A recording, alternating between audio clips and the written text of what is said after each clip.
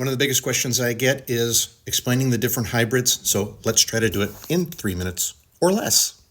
So let's start with what we call the original hybrid, and that is a parallel hybrid system. In other words, it has a gasoline or diesel engine, it's got an electric motor, it's got a battery, and it's got a fuel tank. It's a parallel drivetrain because it has an internal combustion engine as well as a battery-driven electric motor. The power from the internal combustion engine or the electric motor is actually given to the wheels through an electronically controlled transmission.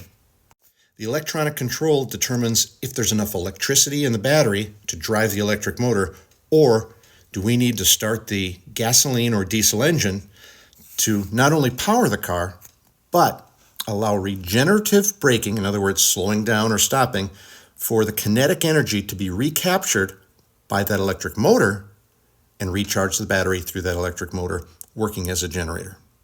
Now, I know that might be confusing to some, but stick with us. Let's see if we can get through the entire thing, and hopefully it'll all make sense as we step into the plug-in hybrid. Now, the plug-in hybrid is very similar to our originating hybrid in that it is a parallel hybrid system. Power is driven through a transmission, either an electric motor or the internal combustion engine motor through a transmission into the wheels. Now, the difference is that not only is there regenerative braking that is recaptured on our kinetic energy, that is recharging the battery as we slow down or stop, but we also have the opportunity to take advantage of plugging our vehicle in and taking advantage of the lower cost of electricity, because electricity is a lower cost than gasoline.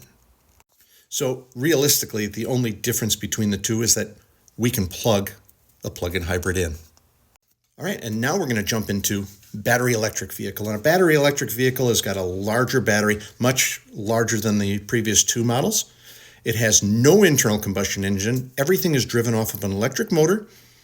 We plug that vehicle in. That means that it goes to our home, it may go to a supercharger or some other public charging network. It is still efficient. It still allows for regenerative braking, which means that when the vehicle slows down, the kinetic energy is recaptured through that electric motor, more in a reverse, to act as a generator and continue to charge the battery. And last, we're going to talk about a series hybrid. And a series hybrid is a battery electric vehicle, but it has an internal combustion engine attached to a generator. So when the battery gets low, the internal combustion engine turns the generator, which produces electricity to keep that series hybrid moving forward.